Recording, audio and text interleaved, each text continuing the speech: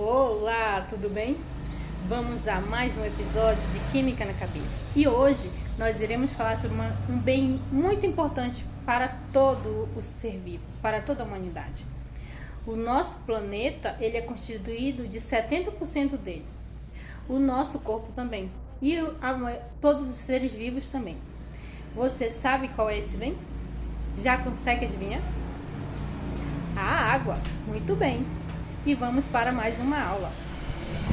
A fórmula química da água é H2O, ou seja, ela é formada por dois átomos de hidrogênio e um átomo de oxigênio. As ligações entre oxigênio e hidrogênio são chamadas de ligações covalentes e possuem um ângulo de 104,5 graus, promovendo assim a polarização da água, formando uma geometria angular. Como o oxigênio é mais eletronegativo do que o hidrogênio, então o oxigênio vai atrair os elétrons do hidrogênio de outra molécula de água. Assim, eles formam a ligação de hidrogênio, como vocês podem observar na figura. As ligações de hidrogênio estão sendo representadas pelos esses três traçados azuisinhos aí. Quando a água está no estado líquido, as suas moléculas estão desordenadas e em movimento contínuo, devido à temperatura ambiente e à pressão atmosférica em que sofre. Já no estado sólido, a água possui uma molécula fixa rodeada por outras 4 moléculas, formando uma estrutura de rede regular. Na vapor, as moléculas se tornam mais dispersas, causando a vaporização. As ligações de hidrogênio não são exclusivamente da molécula de água, mas elas podem ser encontradas em outras moléculas eletronegativas, como por exemplo, entre o grupo da hidroxila de um álcool e água, entre o grupo da carbonila de uma cetona e a água, entre o grupo do peptídico e polipeptídico e entre bases complementares do DNA. São estruturas que são de importância para a nossa função biológica. A água é um solvente polar e ela consegue dissolver a maioria das biomoléculas, estando carregadas ou polares. As moléculas que têm afinidade com a água são chamadas de hidrofílicas. Hidrofílicas vem do grego e significa ama a água. A água também consegue agir em dissolver moléculas hidrofóbicas, como os lipídios ou as ceras. Temos aqui um exemplo de como a água funciona como solvente. Aqui temos uma molécula do cloreto de sódio, onde ao entrar em contato com a água, o íon de cloro e o íon de sódio são hidratados, ou seja, as moléculas de água começam a rodear o íon cloreto através da ligação de hidrogênio, que são parcialmente positivas, se ligando ao cloro, que são negativas. E o sódio, nós temos aqui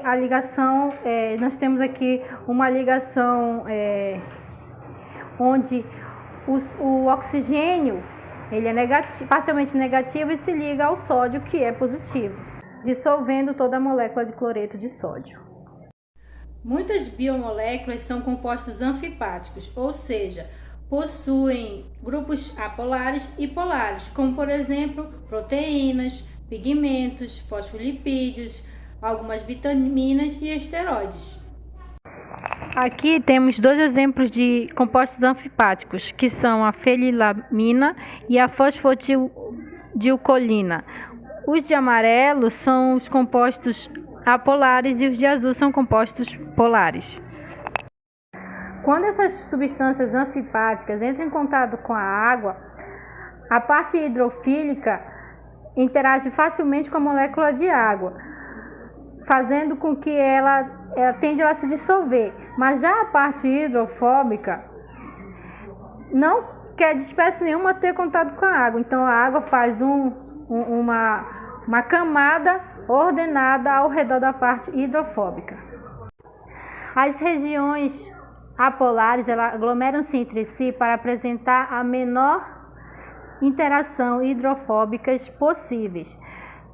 Essas interações estáveis, elas são chamadas de micelas, como nós vimos no vídeo anterior deste canal. Essas micelas podem ter inúmeras milhares de moléculas em uma única micela. Essas interações entre si são chamadas de interações hidrofóbicas. As ligações de hidrogênio entre água e os solutos polares também causam um ordenamento das moléculas de água, só que seu efeito energético é menor do que com solutos apolares. Um exemplo que temos aqui é quando o substrato polar vai se ligar a uma enzima polar. Para que isso aconteça, tem que haver uma ruptura entre as moléculas de água que estão ordenadas entre eles. Assim, quando acontece essa ruptura, acontece um aumento de entropia. Assim, as moléculas de água que são liberadas por ambos acabam sendo dispersas no meio aquoso. Quando dois átomos não carregados se aproximam um do outro, as suas nuvens eletrônicas acabam se repelindo e os seus núcleos se aproximam. E essa interação é chamada de interação de Van der Waals.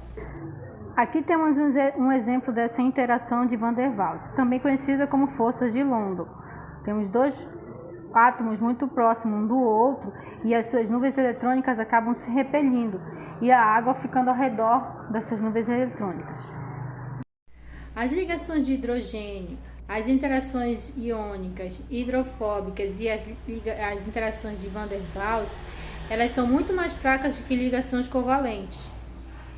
Então, elas estão constantemente se formando e se quebrando no meio aquoso. Essas 4 tipos de ligação, elas têm uma influência significativa na estrutura tridimensional das proteínas, dos lipídios de membrana, dos ácidos nucleicos e dos polissacarídeos. E por aqui a gente finaliza a nossa aula de Química na Cabeça. E até a próxima, pessoal. Tchau!